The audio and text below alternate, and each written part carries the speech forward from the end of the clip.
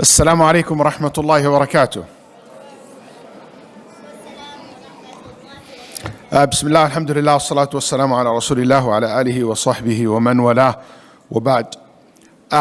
First of all, it's a wonderful thing to be back to Cowtown, Calgary, and it's always a beautiful community that the communities that attract me to come again and again and again, and definitely your community is one of the best community I ever visited. Yeah, give yourself a round of applause. Very good, nice. So that's number one for me to visit. Number two, I haven't been to One Ummah Conference for a long time, and going back to 10 years, anniversary now, to something incredible. That's an achievement. May Allah subhanahu wa ta'ala bless the brothers and sisters who organized this conference. May Allah subhanahu wa ta'ala make it years to come of success and make the outcome of this conference, a great outcome, not only to you as individuals and your family, but also to the city and to the beautiful country that you're living in. May Allah subhanahu wa ta'ala bless you all. Also, I want to say that this lecture is one of the reasons why I accept the invitation to come to the conference. This particular topic. I'm always fascinated by people who send me invitation, and when they send me invitation, they ask me to talk about smart topics, challenge me, make me think that this conference intend to really make people grow, not just one of these cliche, titles, vision to victory. And I'm always been fascinated by people, community who are constantly successful at what they do, especially those who experience repeated success in many areas of their lives throughout their lifetime. And I want to be very specific, and I'll share with you a few points as the time permit me that I think are very practical on how can we have a vision that lead to victory. How can we strengthen our structure? How can we move the needle? Where we can be successful collectively as a community, internally inside the community, and also externally as part of that society. First of all, anytime we talk about a vision, we talk about success, we talk about change, we're talking about the structure and taking positive change in our life, we have to remember that وَمَا تَوْفِيقِي إِلَّا بِاللَّهِ. My success comes from Allah. We cannot take this out of the equation. I have seen a lot of people, when I look, sometimes you basically, if you calculated it, it doesn't really, you expect the greatest outcome. But also turn things around and things became the best ever, and you ask yourself how this happened. How out of this, mess, all these beautiful things happen. Sometimes Allah subhanahu wa ta'ala, His lutf, His mercy, His kindness, His, grant us way more than what we deserve. And we're grateful and thankful to Allah subhanahu wa ta'ala for that. Remember, Allah subhanahu wa ta'ala says, when you take one step to me and you walk to me, I will run towards you. And that's in every aspect in life. So anytime we plan, anytime we, want to make a real change, we want to make success in our life, we have to remember that comes from Allah subhanahu wa ta'ala first and foremost.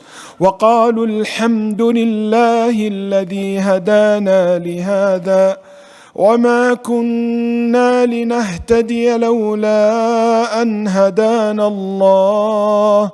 They say, Alhamdulillah, the one who guided us to this. Otherwise, we will not be guided to this, wasn't for Allah Azza wa Jal. So many times, there's things Allah subhanahu wa ta'ala put it in our way. Allah open our heart and mind, bring friends and allies that we never expect into our cause and into our way to achieve the success that Allah subhanahu wa ta'ala wants from us. That's why it is so important that always attribute success to Allah. Yes, there is a lot of hardworking men and women in this conference. And that's one of the elements of success. But also, it's Allah subhanahu wa ta'ala open the hearts and the minds of people. There is people makes a lot of preparations and marketing plan and things doesn't turn around the way they expect. Allah subhanahu wa ta'ala did not put barakah in that effort. Ibn Taymiyyah rahimahullah once was talking about philosophers and how smart they were, but yet they're atheists, or they don't believe in God, or they deny things which is very obvious, or they make no sense sometimes in things that's so simple. And he said, rahimahullah, هؤلاء قد أوتوا ذكاء وما أوتوا زكاة. They might be smart, but not pure-hearted. Some people are intelligent, but their heart's not pure, their soul is not pure, it's corrupt. And that's why we as Muslims, we always say, لا حول ولا قوة إلا بالله. My strength comes from Allah. My abilities comes from Allah. You know? And sometimes we forget about that. We all focus on materialistic things, and we forget about the one who controls the means. And I remember when I used to direct Texas Tower Convention, I would have maybe 100 volunteers. And I would say to them when we gather before the conference, are you guys ready? Ready. Then I asked the question, how many of you have been making dua that Allah gives success to this conference? How many of you making in qiyam al-layl and sujood and salah, asking Allah subhanahu wa ta'ala to bring success to our effort? And if I see the majority of people, I know that this conference will be successful. But sometimes we just focus on all our marketing plan, our, financial plans and all this kind of things, building bridges, have friends. But we forget to turn to Allah, the one who controls the heart, who controls the future, who can change things by simply say, be, and it will be changed. And that's an important reminder for all of us. Number 2, creating and pursuing smart goals. As much as this might sound so familiar to so many of us, especially those in the world, in the business world, especially those who are into, personal development and things of that nature, psychology, we all talk about this smart goal, smart goal, smart goal. But what is so interesting, that when it comes to our work as a community, our work as organizations, masjids, we don't really follow this formula. And SMART goals, as you maybe know, all of you know, each letter stands for something. SMART goals, specific, measurable, attainable, relevant, timely. That's what SMART goal stands for. Successful people are objective. They have realistic target in mind. They know what they are looking for and why they are fighting for it. I give you a strategic, for example. Some people call for boycotting some product that it is made in Israel, for example. There is a big movement about that. And what's interesting to me is strategic goals. There's people I don't know which list that you follow, how many members of companies in that list. Is it a 200? Is it 100? Is it 60? Is that really a realistic goal? That every company you're going to start boycotting and everything's you're going to claim. And you don't have versus being strategic. I want to target a very specific goal for a very specific reason. Even some people, you ask them, why are you doing that? Why are you doing this company in particular? I don't know. There is no any strategic planning or goal to achieve, a good outcome. For example, we want to protest. And what's the protest is for? What's the goal that you want to achieve? What is that, is that a very clear goal that I want to achieve? And how long that will it take me? Is it basically protesting about what exactly? Is it protesting about a two-state solution? Or it's about the genocide? Or about this particular crisis in place? So a lot of people excited. A lot of people, which is something I appreciate. I'm very happy to see. But what I'm not happy when it comes especially to the leadership, that there is no strategic planning and strategic goals are meant and put in place in order for those masses who you are using or you are basically moving towards a goal that the outcome is good for all. So when you talk about successful or smart goals, you talk about something specific. A general goal are good, but they really don't work. It's like you say, you know what? I want to be healthy. Okay, what that means. I want to be a community that have an influence. I want, a better outcome for the Palestinians, for example. I want a better future for refugees. That's very big, vague goal. Versus, you know what, I'm going to work on the refugees from Syria, or the refugees who are in our town in Calgary, or I'm going to talk about the crisis at hand. I'd be very specific in what I want to achieve. Specific, goals allowed us to work and to measure our success. Specific goals has a far greater chance of being accomplished because it has defined a very clear scope of work, measurable. It is important not only to put a goal, but to measure your goal, measure your success.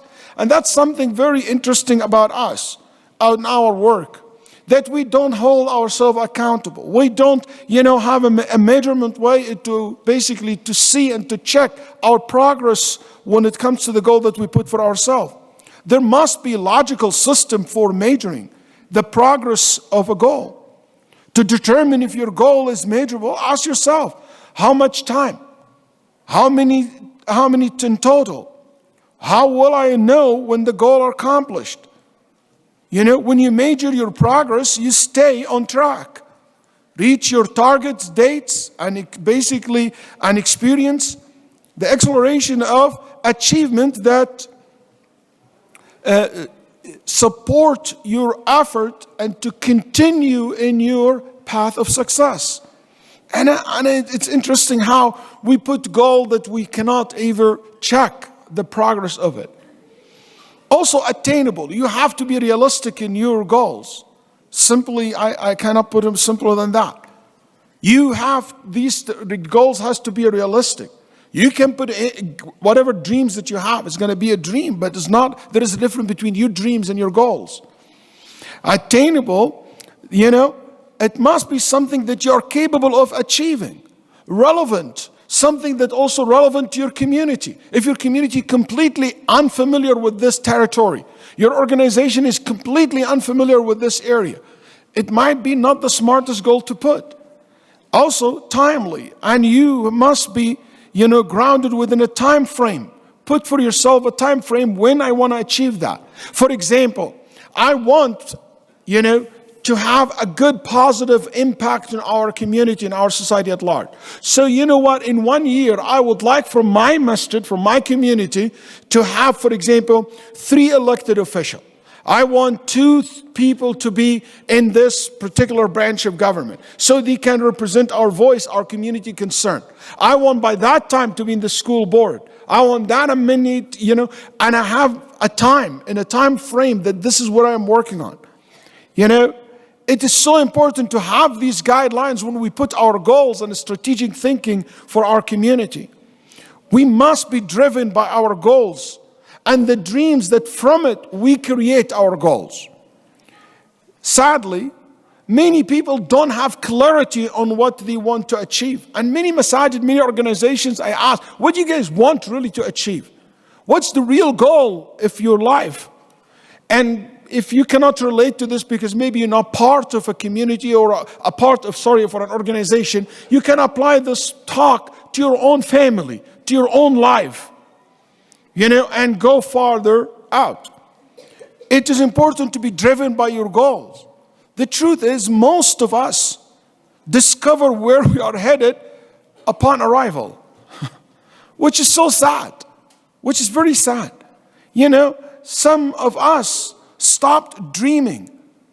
And if you stop dreaming, you're not going to have clarity of goals and not even have goals. Sometimes in our life, we just went into deep sleep. Dead people do not dream. Living one do. When and why we stopped having these dreams in life, these goals that we are inspired by in our life. Your value is determined by what you are living for, not just by being alive. Your value is not just being alive, it's by what you're living for. If you don't add anything to life, you're just an addition. You don't mean much. That is you in this life where you basically, in this life, your value determined by where you stand and what you stand for. You are not important because of how long you live.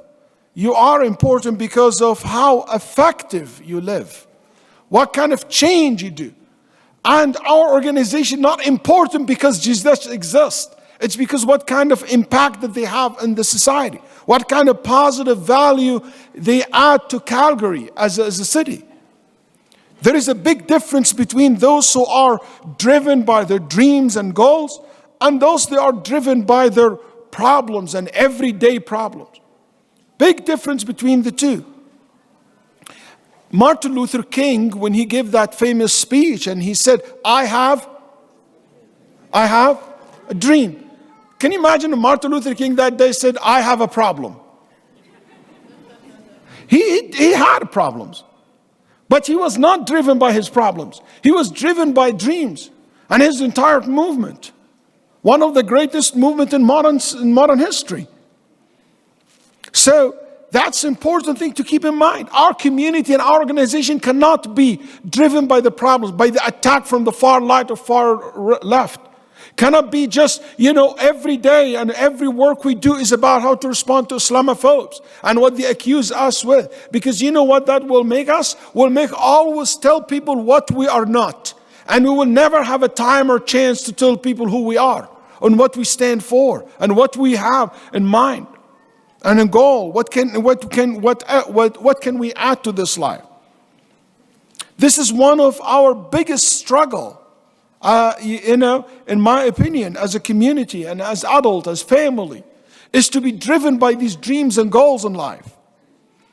I live in Texas, very similar to your city, to your state, your province. We had a guy with a big farm. And in his farm, there was a crack. His dogs fall in the crack. He thought the dog's dead. So the farmer decided, will not allow any animal to harm, to fall in that crack and get harmed again. So he brought, a load of sand and he took the shovel, start filling up that crack. But the dog was not dead.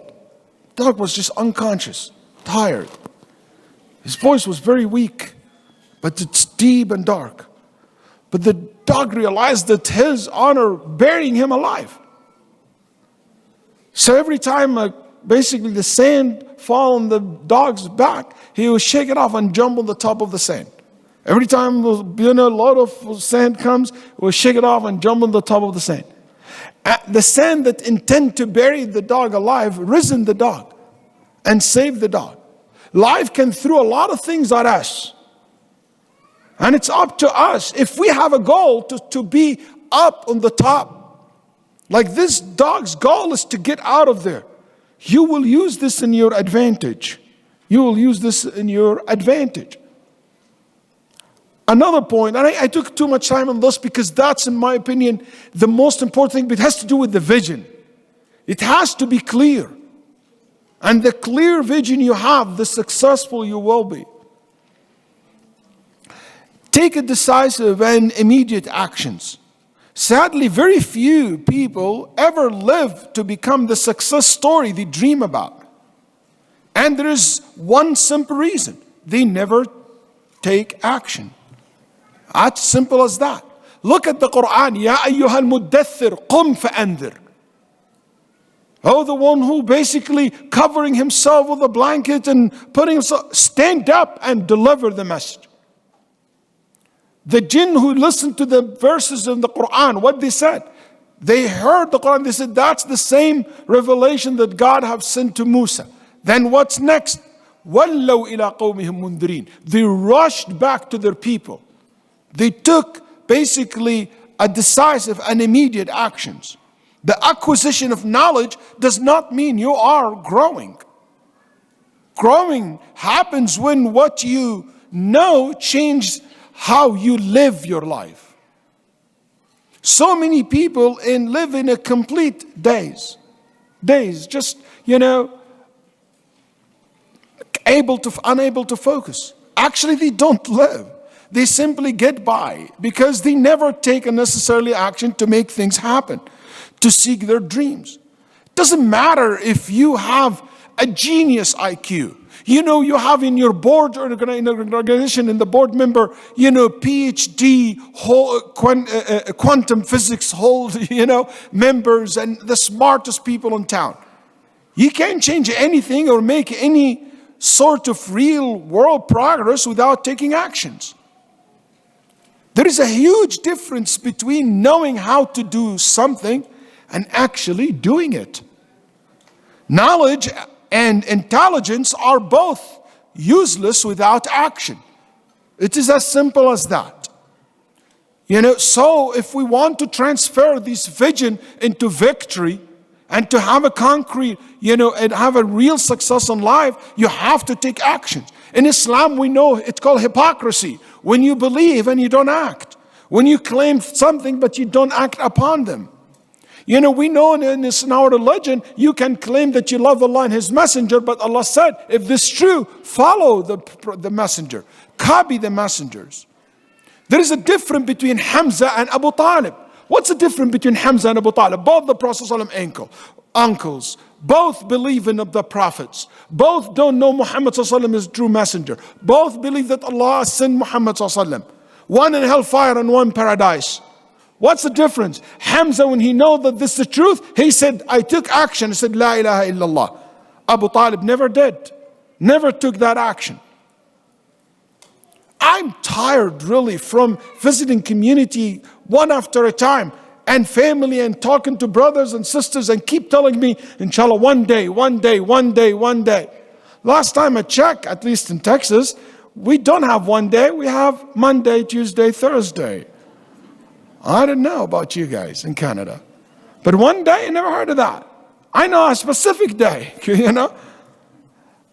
Another point, number 4, focus on being productive, not being busy. If you want to transfer your vision to real victory, don't just be busy, be productive. Just look around you.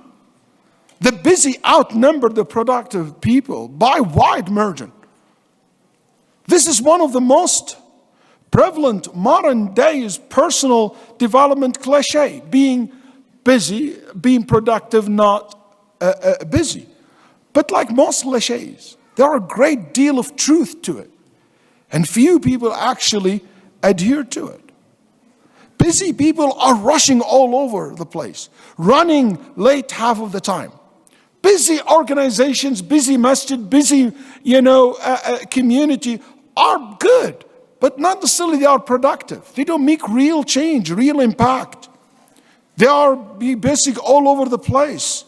Busy schedule give us sometimes a false sense of accomplishment, but that's not true. We became like the hamster running on a wheel. The solution: slow down, focus, look at your goals, set your priority correct, do one thing at the time.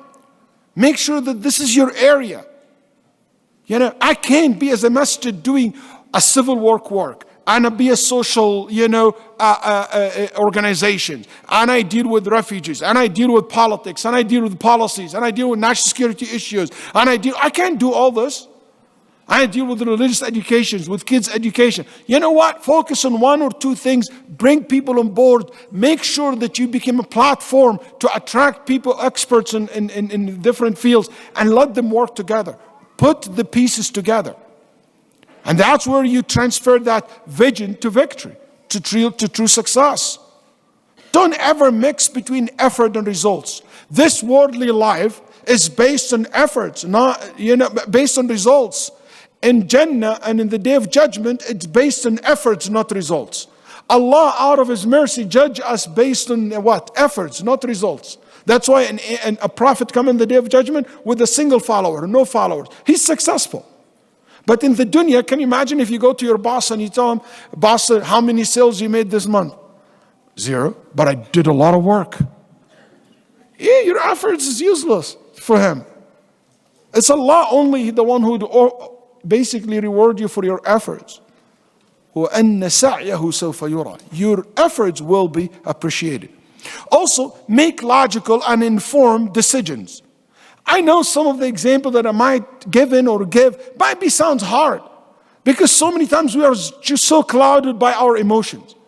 You know what? I'm 100%. I 100% I understand that we cannot separate our emotions from our decisions. But all what I'm asking, especially when it comes to us as a community at large, you know what? It's okay to follow your heart, but just don't forget to take your brain with you. You know, I'm telling you, sometimes we do things that they are permanently foolish simply because we are temporarily upset or excited. Follow, you know, a moment of, you know, an excitement, and, you know, you might get a trend in social media for a couple of hours or a day or two. But in return, you lose a lot as an individual, as a community. That's not a smart thing to do. Decisions driven by heavy emotion typically contain minimal amounts of conscious thoughts and are primarily based in momentarily feelings instead of mindful awarenesses. The best advice here is simple. Don't let your emotions trump your intelligence. Another point that I think contribute to that, work outside your comfort zone. Our community need to learn how to get out of our comfort zone. Our comfort zone to work with each other, to preach to the choir or to the core. But you know what? We need to go walk out. I'm so proud of someone like Sheikh Naveed that I have seen work through the last decades or so, you know, working outside the comfort zone of the Muslim community. Going to these meetings. I'm so proud of, I can give example, so proud of work of Brother Ibrahim Hindi, you know, who I met in Toronto, working out of the comfort zone of the community. You know, reaching out as a preacher, reach out to, you know, other religious leaders, civil rights activists, people leadership in universities. It's a comfort zone maybe to outside screaming and shouting. But it's not a comfort zone for you to be sitting on the table negotiating. It's a comfort zone to play politics, but it's not a comfort zone to set policies that it will change people for a long term. You know? Nobody's ready for working out of the comfort zone, but it's important step to take. Keep things simple. You want to transfer vision to victory? Keep things simple. Don't complicate things. Sometimes we love to complicate things. You know, simplicity is the ultimate sophistication. I think Leonardo da Vinci said that, if I'm not mistaken. Those who complicate things do not work much. They don't make much progress. Because I have to wrap it up. Make sure that you track your progress, and I talked about that before. Also, make sure you stay positive.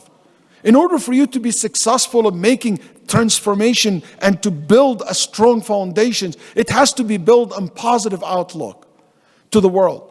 You know, we always to look at the silver line. You know why so many people miss the silver line is what happening? Because they always looking for the gold line. Sometimes you need to learn how to just to look to the silver line. I have one, I will transfer it to 2. I have 5, I will turn them to 10. The Prophet ﷺ came to a society filled with problems, and he said what? I came to complete the good manners that you have. Learn from your mistakes, and that part of it. Mistakes is nothing but an ability to grow. You know, making mistake, in my opinion, making mistakes is better than faking perfections. Don't let the mistake stop from stand up again and trying again. Make sure that, understand that the Quran filled with the stories about people made the mistakes. And who are those people? Sometimes prophets, messengers, or great men and women in history of humanity. Why? Why this was mentioned? To learn from them. Make sure as we go as a community to create a balance. It's not good to focus on the outside and forget the inside. It's not right to basically to focus on the friends of the community, but we forget about family. It's not right to focus on the masjid, but we forget about the community. It's not good to focus on the community and not to have any interest in the society at large. It's not right to focus on international issues and we forgot about our national, local issues. We have to create a balance in our life and our approach. We need to learn how to adjust. Our ability to adjust with the new challenges, with the change, it means a long-term surviving. You know, those who don't adjust, don't know how to change and adjust themselves, belong to Jurassic Park, belong to museums. They don't belong to the future. And that's an important. And part of this is just to think about how we need to adjust. We have a whole entire young generations came to our community now. They are college graduate. We need to adjust to open the door for them, give them a chance. Not necessarily to make every decision, but to be part of making the decision. You know, there is a new challenges facing our young people, young brother and sister in community and society at large. Let's make sure to adjust ourselves to now we talk and speak and we address issues that concern the society at large, not the community only. We'll end with this. As we go from vision to victory, we have to take that road, to take that journey with full confidence. We need confidence in ourselves in order to pursue our dreams. Confidence comes from tawakkul. Kalla inna ma'i rabbi sayahdeen. Allah with me and He guide me. Knowing that Allah is the one made me, chose me. Confidence in my look, in my abilities, in who I am. I was once with Imam Siraj Wahaj, and all of a sudden he said, look, I love my skin color. He's an African American preacher. I love my skin colors. Not because I'm black, and not because my skin color is black. I love it because that's what Allah have chosen for me. Allah said, is the one who chooses who you look like when you are still in your mother's womb. I love it because that's a choice of Allah for me. You know, that's a sense of confidence. Man cannot be comfortable without his own approval. Confidence comes not from always being right, but from not fearing to be wrong. No one can make you feel inferior without your consent, as an individual or as a community. Remember, people, communities will always see you and see your community the way you see yourself. Sometimes I tell my friends and my brothers, maybe you need to fake it until you make it. Just give your sense of confidence. In Al-Andalus, there's a man, his name Muhammad ibn Abi Ammar. He used to work in a very low-level kind of job in Qurtuba. Ibn Kathir mentioned this in story. So Muhammad ibn Abi Amir, he used to have to clean donkeys and to wash the donkeys in the barn. One day, him and his two other friends work in the same field. He said, make a wish. What would you do if you became the Khalifa of Al-Andalus? So one of them said, if I became the Khalifa of Al-Andalus, one of us became the Khalifa of Al-Andalus, I would like to give me 1,000 dinar and a big ranch and this and that. And the other one looked at him and said, if you ever be the Khalifa of Al-Andalus, I want you to make sure you lash me 100 times, put me backwards in a donkey, and make me tour the whole entire country and say, this is a fool man. And he making fun of him. Guys, you can read the story, it's quite long, but to make the story short.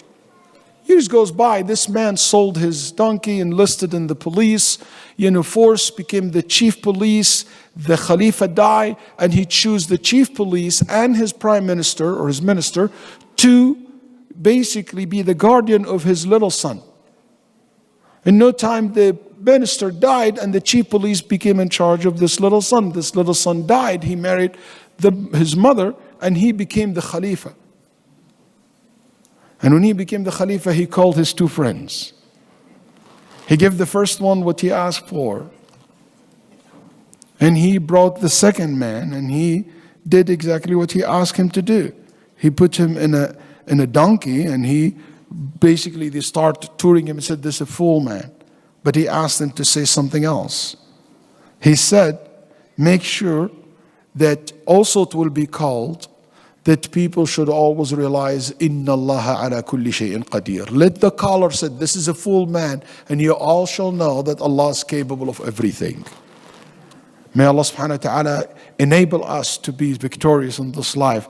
Enable us to do good, great service to people around us, to add more value to this beautiful place that we're living in, and to be a great asset for our community, for our society. Thank you very much. Wassalamu alaikum wa rahmatullahi wa barakatuh.